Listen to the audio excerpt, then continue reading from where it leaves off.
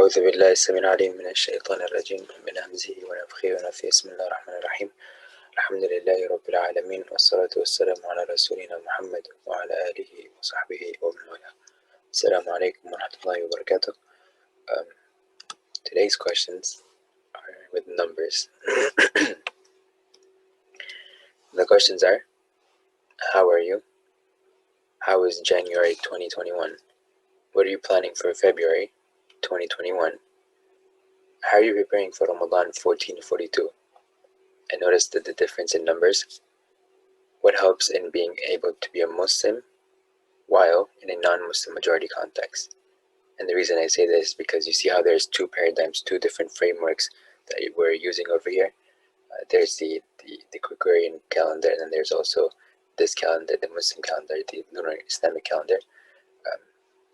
So how is it, what makes it easy? First of all, how is it navigating two different frameworks, right? Having two different identities, two different, sort of worlds that you're navigating in a way. And what helps in being able to navigate two different things at the same time? What are things that are useful? How can a community be a resource to help navigate such contexts? And what I mean by community, I mean like the literal meaning of community, right? And when we come together, when we sort of everyone comes together, if you want to call it communing together, right? This is sort of what I'm implying over here. So how can that become a resource, or what is something that could be useful in the community's like context, or like what could be useful when it comes to the community, providing certain resources, for example. What are things that might be missing in a community that you're looking at as a case study? What are things that we can add in, for example? What are things that are effective? What are things that could be useful? What are things that are happening because of a lack of certain things that a community should have provided or should be providing, for example, that we can now initiate or we can address in other ways, for example, and so on.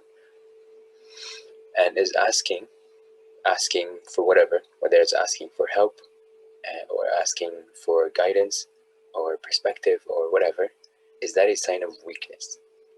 Sometimes it might seem like that, but is that a sign of weakness? And I want you to really think about it in a way where it's like, is it a sign of weakness in all cases? Is it a sign of weakness in some cases? What is the situation looking like?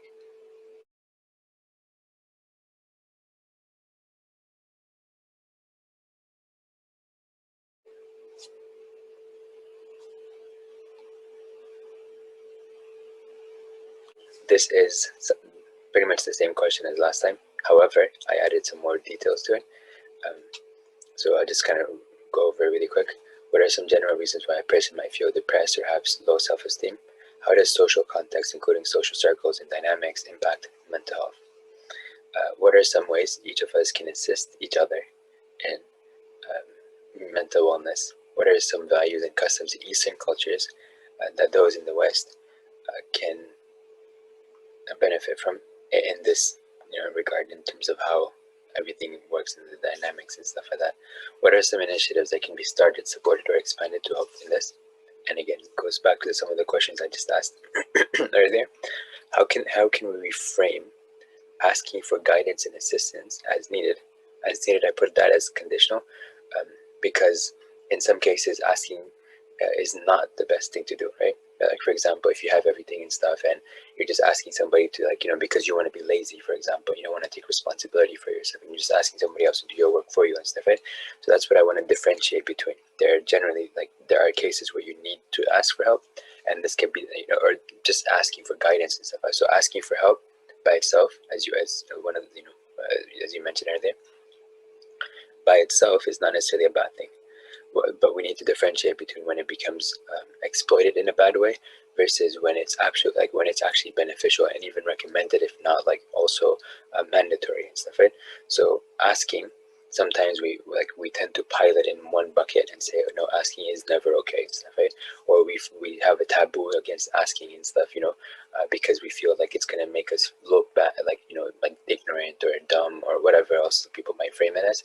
But in reality, we need to be able to differentiate and apply,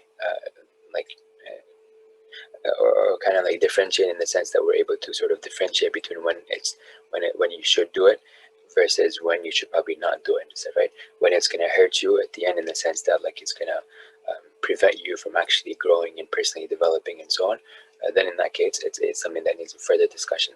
But otherwise, generally speaking, asking for guidance, nasiha, advice, assistance, whatever it might be that you need, is good because it helps you work together to grow as a community, right? So I want you to start thinking about how can we frame this as a means for growth.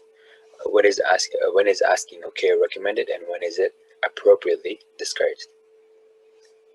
So some things to think about.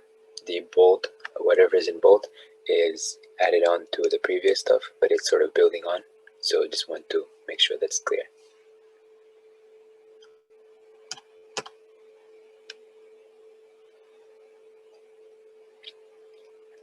And if step number 3, you see at the end it says ever fueled motivation. So we're still focusing on some of those strategies that help you over on looking at the big picture about like mindset and things like that, and kind of making sure that we understand how to remove big obstacles and stuff like that, so we can have goals and stuff like that we can set down and so on appropriately.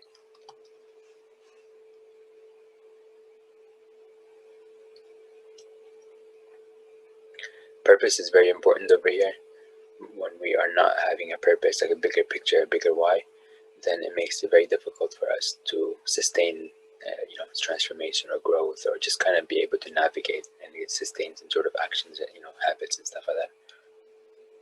And discipline is very important, because if we're not constantly evaluating ourselves and we're sort of stuck one way and we just don't like adjust our ways and stuff like that to account for reality, then we are going to be the victims of our own doing.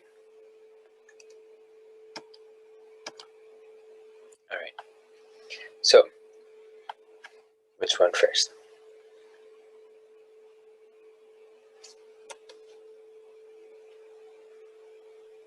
The one on the right. The one on the right, building relationships. Okay, today's ones are going to be a little bit longer than normal, but just bear with me until then. I'm going to try to speed it up just a little bit.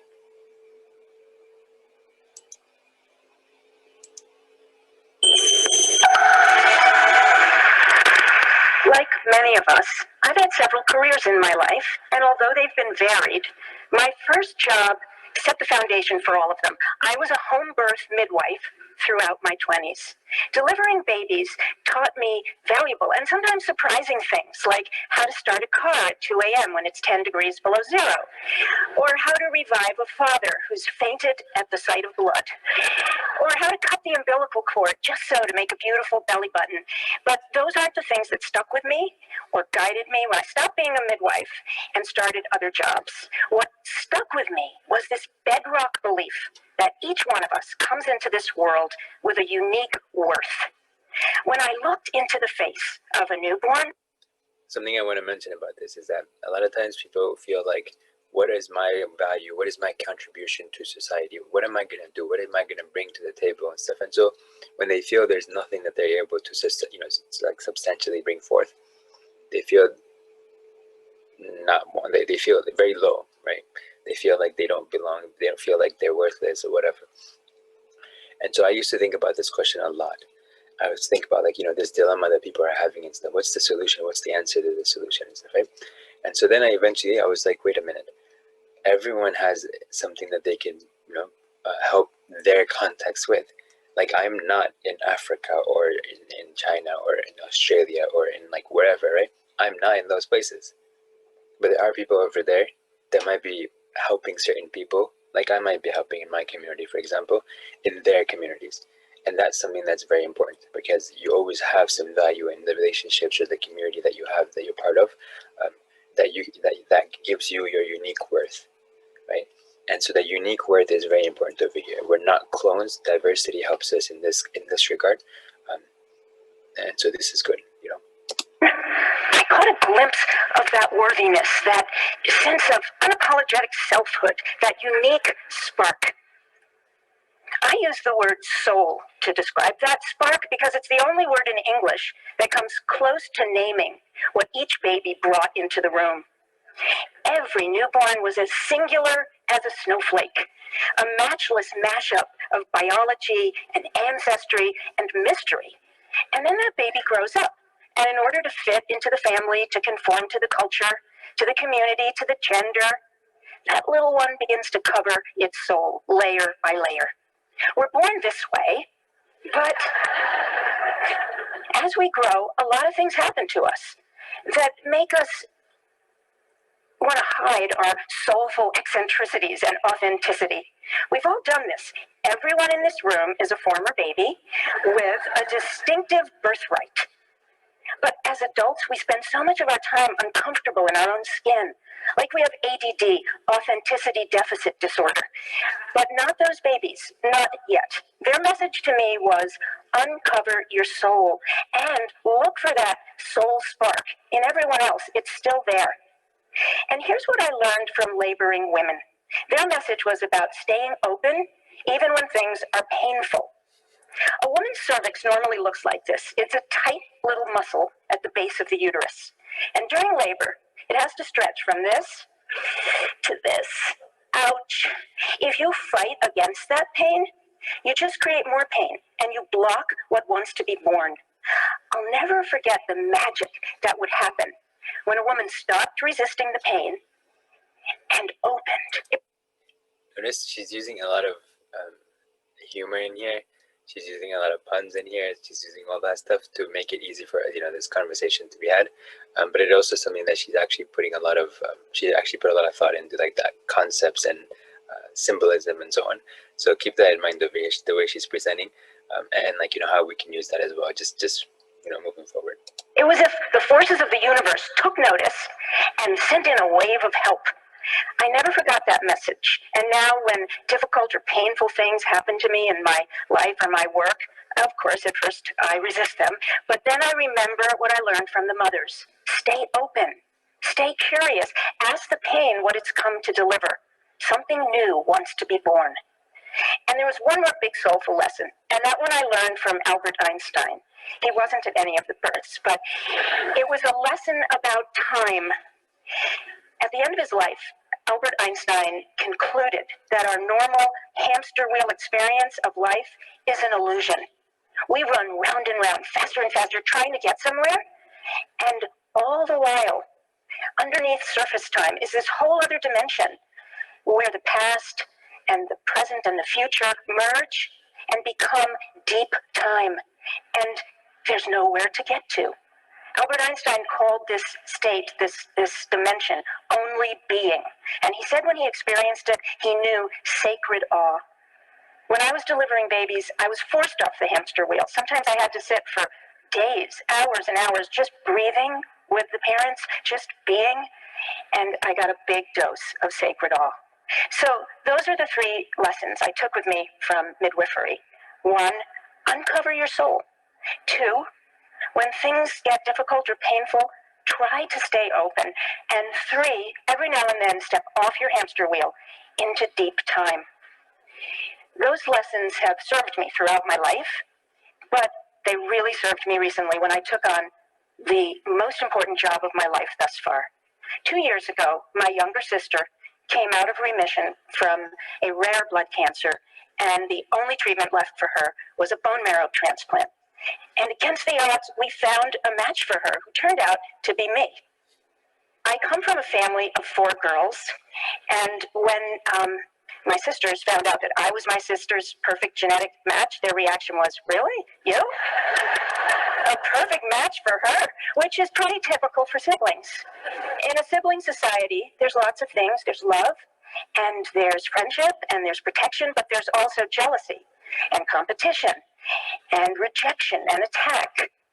In siblinghood, that's where we start assembling many of those first layers that cover our soul.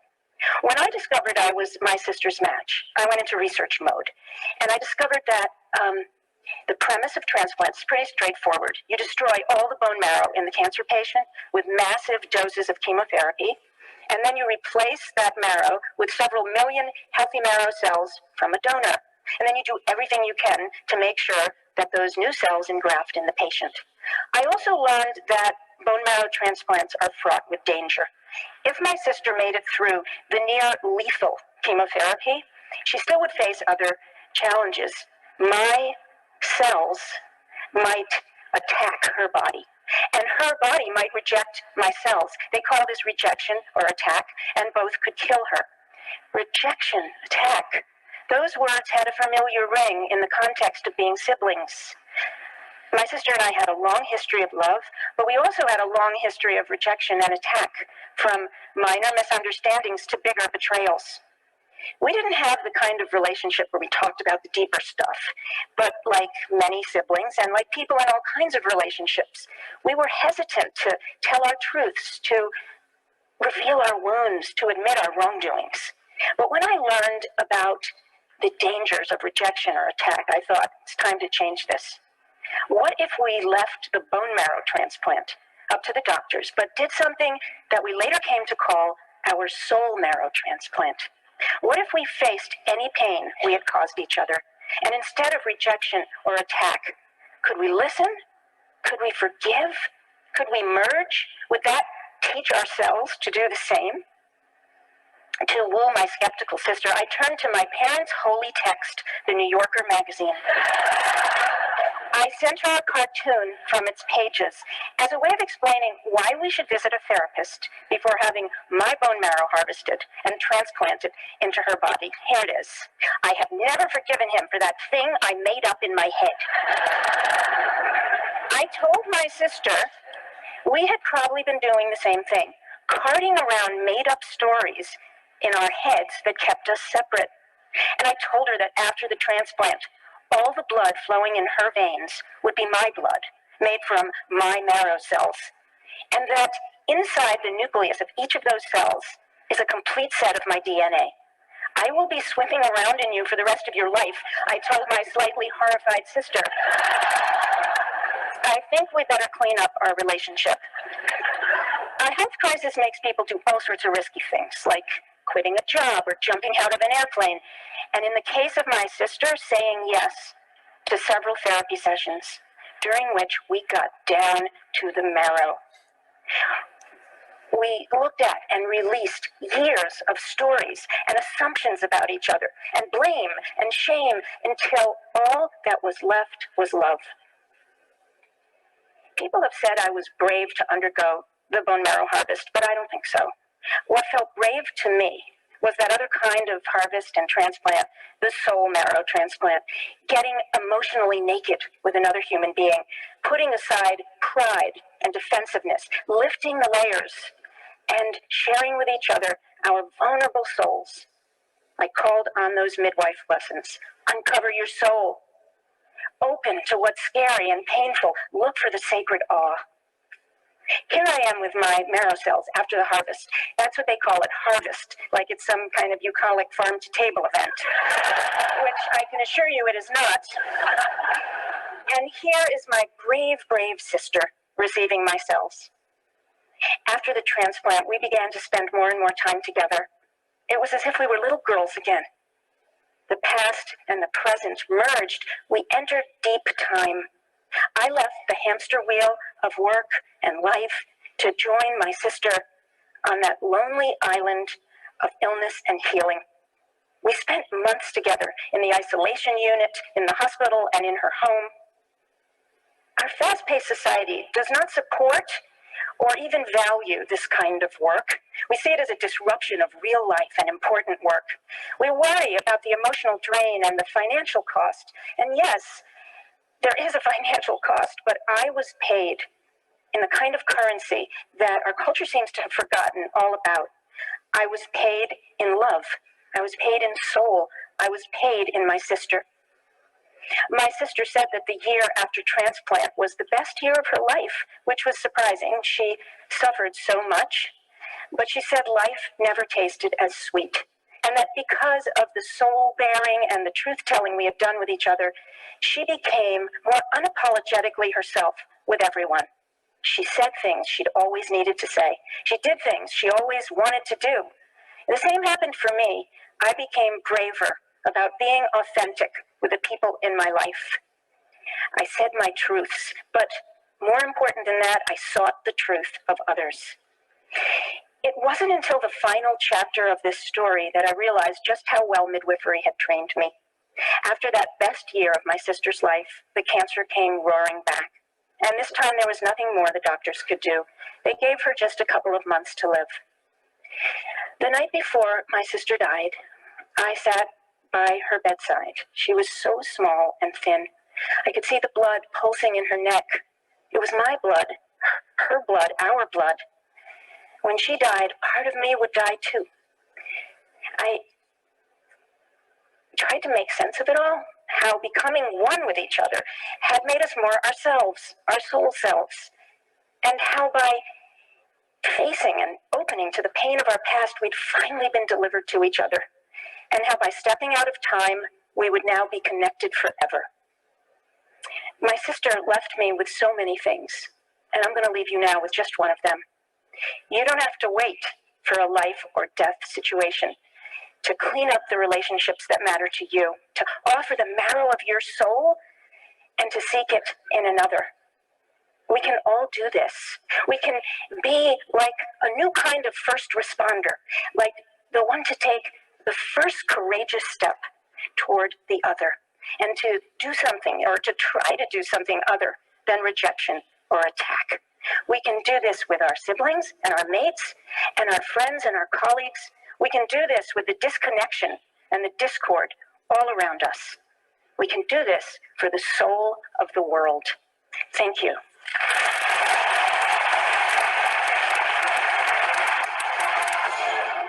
Earn your degree faster at Purdue University. What do you think? What are your thoughts?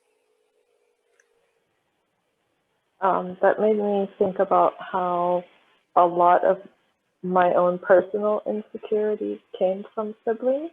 So I hadn't really thought about that before, but definitely makes, trying to repair relationships is should be a priority in order to move forward and perhaps live a healthier emotional life.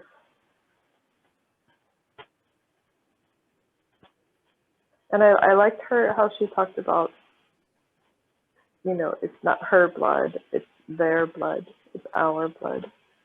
It's very thought-provoking.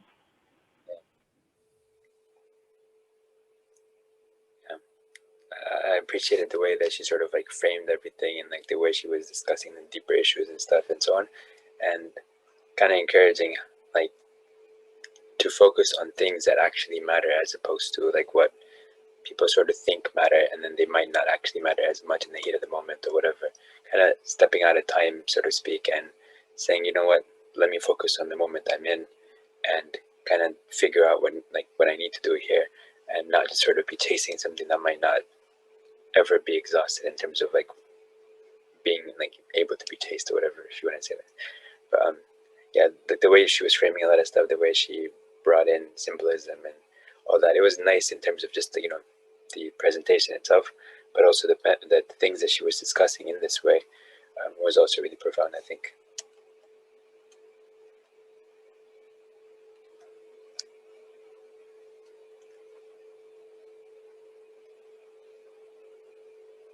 Any other thoughts or comments on this?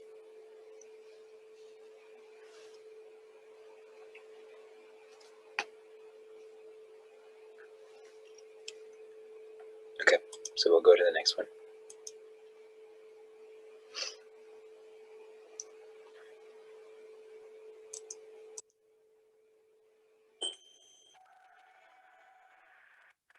We all have milestones in life that we remember so vividly. The first one for me was when I was entering kindergarten. My big brother was in school, and by golly, it was my time. And I went trotting down that hallway. I was so excited, I almost wet myself. And I go to the door, and there was the teacher with a warm welcome. And she took me into the classroom, showed me my little cubby hole. We all remember those little cubby holes, don't we? And we put our stuff in there. And then she said, go over to the circle and play with the kids until class starts. So I went over there and plopped down like I owned the place. And I'm playing, and all of a sudden the boy next to me, he was wearing a white shirt with blue shorts. I remember it like it was yesterday. And suddenly he stopped playing and he said, why are you so short? And I just kept playing. I didn't think he was talking to me. And in a louder voice, he said, hey, why are you so short? So I looked up and I said, what are you talking about? Let's just play and we're happy. I've been waiting for this. And so we played, and about a minute later, the girl next to him in a white shirt and a pink skirt stood up, put her hands on her hips and said, yeah, why do you look so different? And I went, what are you talking about? I don't look different. I'm not short. Again, let's just play. And about this time, I looked all around the circle I was in, and all the kids had stopped playing, and they were all looking at me. And I'm thinking, in today's language, it would be OMG or WTF. What just happened? So all the confidence that I went in with that morning was withering away as the morning went on, and the questions kept coming. And at the end of the morning, before we went home, the teacher had us in a circle, and I actually found myself outside of the circle. I couldn't look at anybody. I could not understand what just happened. And over the next few years, I hated to go out in public. I felt every stare, every giggle, every pointed finger, not the finger, but every pointed finger. And I hated it. I would hide behind my parents' legs like nobody could see me. And as a child, you can't understand another child's curiosity, nor an adult's ignorance. It became very apparent to me that the real world was not built for someone of my size, both literally or figuratively. And so I have no anonymity, as you can probably tell. And while you can see my size, we all go through many challenges through our lifetime. And some you can see, like mine. Most you can't. You can't tell if someone's dealing with a mental illness, or they're struggling with their gender identity, they're caring for an aging parent, they're having financial difficulty. You can't see that kind of stuff. So while you can see one of my challenges as my size, seeing does not mean you understand what it's truly to be me on a daily basis or what I go through. And so I'm here to debunk a myth. I do not believe you can walk in someone else's shoes. And because of that, we must adopt a new way of giving of ourselves. Simply stated, I will never know what it's like to be you, and you will never know what it's like to be me. I cannot face your fears or chase your dreams, and you can't do that for me. But we can be supportive of each other. Instead of trying to walk in each other's shoes, we must adopt a new way of giving of ourselves. I learned at an early age that I did have to do some things different than most people. But I also learned there were things I was on equal footing with, and one of those was the classroom. I was equal. As a matter of fact, I excelled in the classroom. This was vitally important, I discovered as I grew older, and realized I wasn't going to be able to do a physical job. I needed an education. So I went on and got a university degree. But I felt to be one step ahead of everyone for employment, I needed to have an advanced university degree. So I went ahead and got that. Now I'm ready for my interview. Remember your first interview, what am I going to wear? What questions? And don't forget that firm handshake. I was right there with you. Till 24 hours before my interview, a friend of mine who I've known all my life called and said, Michelle, the building you're going in has steps, and she knew I couldn't climb steps. So suddenly my focus changed. In my shoes, I was worried about how am I going to get there. So I went early and I found a loading dock and got in and had a great interview. They had no idea what I went through for the day, and that's okay. You're probably thinking my greatest challenge that day was the interview or getting in the building. In reality, my biggest challenge that day was getting through the loading dock without getting run over. I am very vulnerable in certain situations. Airports, hallways, parking lots, loading docks. And so I have to be very careful. I have to anticipate and be flexible and move as quickly as I can sometimes. So I got the job, and in my current role, I travel quite a bit. And travel is a challenge for all of us these days. And so you probably get to the airport, run through security, get to the gate. Did I get my aisle seat on my window seat? Did I get my upgrade? Me, first of all, I don't run through anything. And I especially don't run through the TSA because I get to experience the personal pat down. I won't comment on that. And then I make my way to the gate, and with my gift of gab that my parents said I was born with, I talk to the gate agent and I say, by the way, my scooter weighs this much. I have a dry cell battery, and I can drive it down to the door of the plane. Also, the day before, I had called the city where I'm traveling to find out where I could rent a scooter in case mine gets broken on the way. So in my shoes, it's a little bit different. When I get onto the plane, I use my gift of gab to ask somebody to put my bag up, and they graciously do. I try not to eat or drink on a plane because I don't want to have to get up and walk on the plane. But nature has its own schedule, and not long ago, it knocked and I answered. So I walk up to the front of the plane and gab with the flight attendant and say, can you watch the door? I can't reach the lock. So I'm in there doing my business, and the door flies open. And there's a gentleman there with the look of horror on his face. I'm sure I had the same look. As I came out, I noticed that he was sitting right across from me. And he's in total, complete embarrassment. So I walk up to him and I quietly go, "Are you going to remember this as much as I am?" And he goes, "I think so." Now, while he's probably not talking about it publicly, I am. But we talked for the rest of the flight. And we got to know each other, our families, sports, work. And when we landed, he said, "Michelle, I noticed someone put your bag up. Can I get that for you?" I said, "Of course, thank you." And we wished each other well. And the most important thing that day was that he was not going to leave with that embarrassment, that experience of embarrassment. He won't forget it, neither will I. But I think he will remember more our chat and our different perspectives. When you travel internationally, it can be even more challenging in certain ways. A few years ago, I was in Zanzibar, and I come wheeling in, and think about that. Short, white, blonde, woman in a chair. That doesn't probably happen every day. So I go up, and with my gift of gab, I start to talk to the agent. So friendly, and I ask about their culture and so forth, and I noticed there wasn't a jet bridge. So I had to kind of say, not only do you have to lift my chair, I could use some help getting up the steps. And we got to spend about an hour together while we waited for the flight. And it was the most magnificent hour. Our perspective changed for both of us that day. And once I got on the flight, he patted me on the back and wished me well. And I thanked him so much. And again, I think he's going to remember that experience more than when I first came in. And there was a bit of hesitation. And as you notice, I get a lot of help. I would not be where I am today if it was not for my family, my friends, my colleagues, and the many strangers that help me every single day of my life. And it's important that we all have a support system. Asking for help is a strength, not a weakness.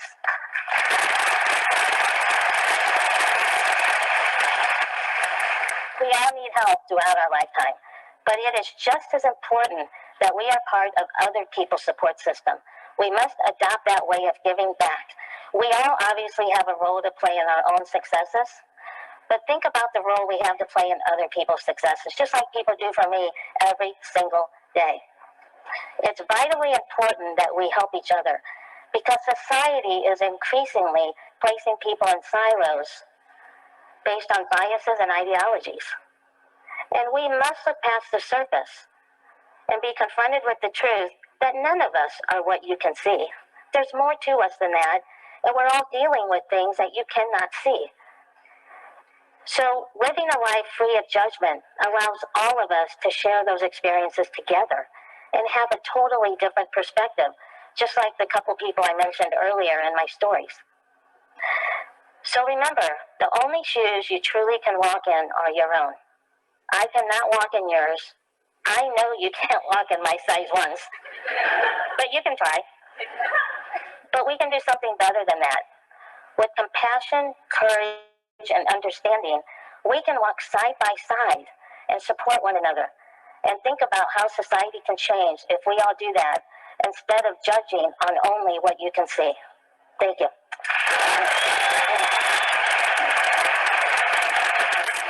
Thank you. Earn your degree faster. All right, thoughts on this one?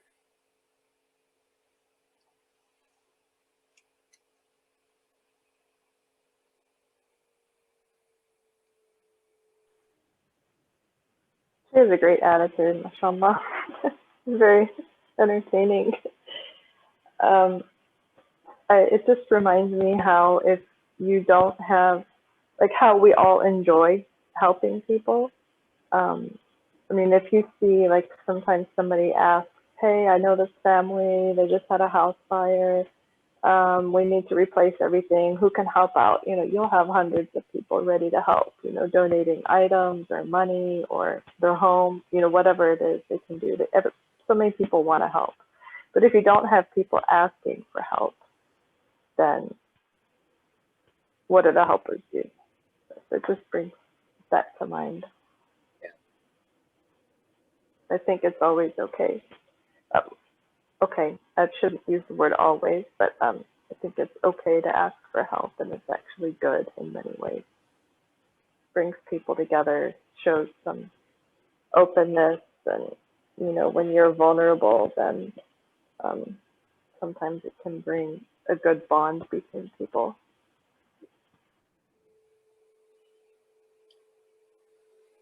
Yeah.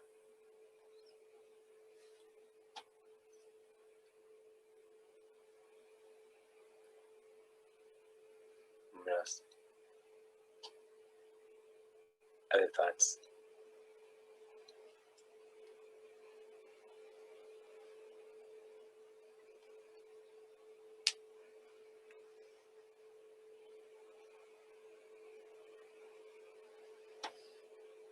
How can situations like this, or mindsets like this, or concepts like this help us in terms of understanding other people's perspectives and not being arrogant, not feeling insecure? My theory is that arrogance is bred from insecurities. When you're insecure, you become arrogant. So um, how can it help address the insecurities people face and so on? And then coming back to this, and perhaps some of these questions, how would we discuss this further? Or what would be something that we can come up with in terms of ideas or feedback or suggestions related to these kind of questions?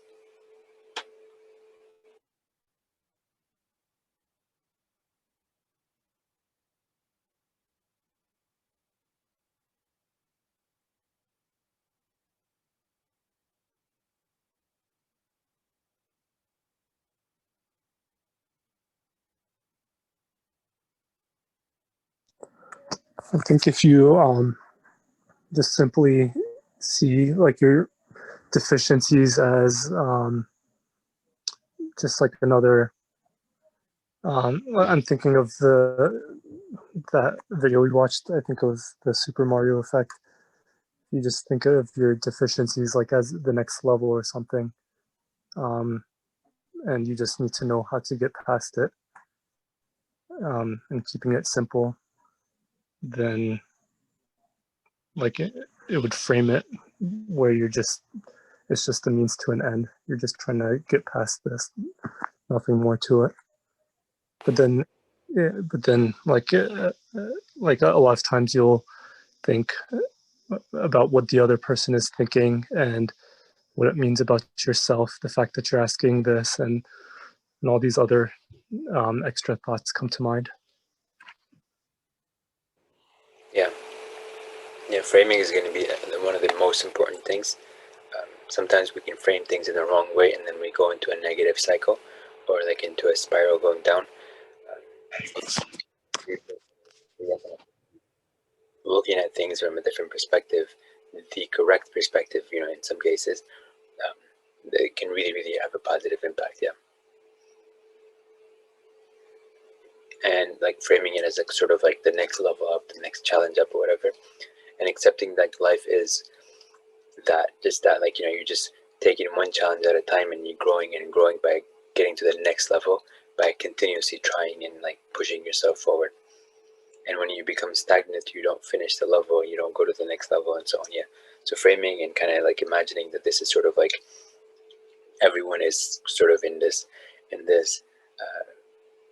personalized, customized sort of game, right? That's customized to that person themselves and not necessarily equal or the same as somebody else's experience or customized game. Can really help in that sense. But at the same time, understanding that there are similarities and things that are the same for people across the board. Not in everything, but there are things that are similar, like similar experiences that a person might go through, for example, or may have to go through. Some similar prescriptions in life, for example, that they might have to follow, and so on. Understanding that and kind of being able to differentiate between those things while also accepting them, and yeah, then it makes it a lot easier for us to navigate the different situations that we go through in our lives. But especially when we have a community around us that is willing to support us. There are cases that sometimes we get, and I tell them, I don't know exactly what you're going through. There are things that I know that are similar to some of the situations you mentioned that you're going through and stuff, but that they're not exactly the same as yours. So I'm not gonna pretend like I understand exactly how you feel, right? I'm gonna tell you that um, I might have an idea and so on, and I'm here to be with you like throughout the rest of the thing until you recover and so on. Linda, whatever it is that I can help with, assist with and stuff, I'm gonna do. If there's any perspective that I can provide and stuff, I'm open for all those things, inshallah. But at the end of the day, you are going through an experience that I'm not going to be able to tell you that I understand 100% because that's you, and you are going through that. But nonetheless, I'm here with you, whatever you need, be it. So there's something like that can help people in terms of navigating the different situations when they're overwhelmed, when they're stressed out, when they're confused, when they don't know what to do, and kind of makes them feel empowered that you are giving them whatever they need. Ultimately, there are certain things that are going to be the same. Some of them are going to be similar, and some of them are going to be very different than other people. And so, as long as they feel that support, they can address that challenge. Sort of like if you're like their cheerleader, or like you're on their team, or maybe not in their team, but you're sort of like your team, whatever and stuff, right? Like as in you are like behind them, you're supporting them and stuff, and that motivates and encourages the person to actually complete the task that they need to complete on their own. It empowers them be like that potentially. So there's many verses in the Quran about unity, uniting the ummah and so on, and the hadith as well, right? And so among the big things that the scholars have been focusing on throughout the centuries, and especially nowadays and stuff, right, is the idea of unity, like Muslim unity and stuff, and like working together with people and helping each other and stuff and things like that. So some things that come along with that. What can we do today in our societies, in our communities, to help in this when people are so ready to sort of disconnect and separate from each other? What are some things that can help in this regard? Why are people trying to separate? Why do they feel like when they become independent, they're going to be stronger and stuff like that? As independent meaning like when they disconnect from everyone else, they're going to be stronger somehow, and like they feel like they need to be their own sort of like individual, separate from everyone else and stuff, in the sense of like competition and things like that. Why do they feel like they can't work together as a community to all together, everyone individually feels stronger and more competent and so on? Why do they feel like they need to like start their own thing and stuff and get away from everyone else and stuff, right? What are the driving factors behind that potentially? Some things to think about. And what can we do to address that? Maybe they have history of negative, for example, there was a mention of sibling rivalry, for example, or family dynamics and stuff, or community sort of, dynamics that might have led to negative experiences for people and made them feel sort of averse to interacting in communities and so on. So what can we do to address those things? So just some of the things that I want you guys to start thinking of, if you guys haven't already thought about these things or aren't already thinking about them. Some things that could potentially be very useful in developing strong communities, and potentially towards a strong society as a whole. But not forgetting, of course, the individuals that constitute, or the community is constituted of, or the society is composed of.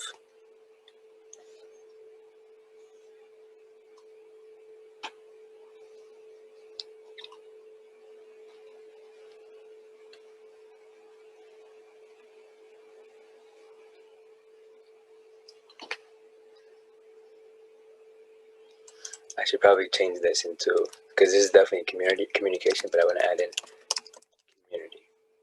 Notice the beginning of both of these things.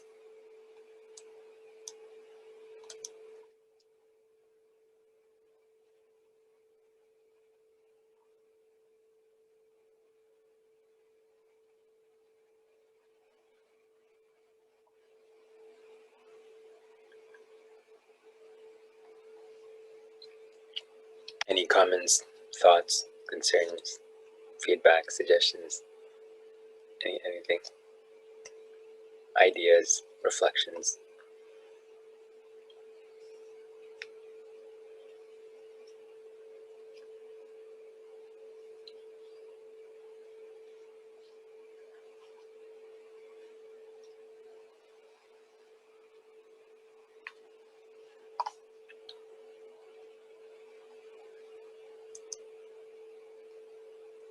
Just a review of this, and also the name of it, like the way I framed this. empowerment workshop.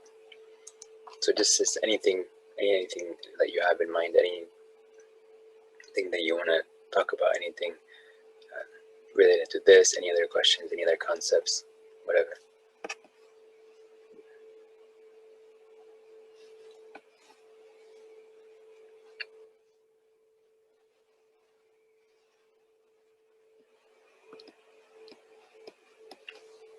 Okay, if there's nothing, then we'll go ahead and conclude, inshallah. So I will go ahead and close.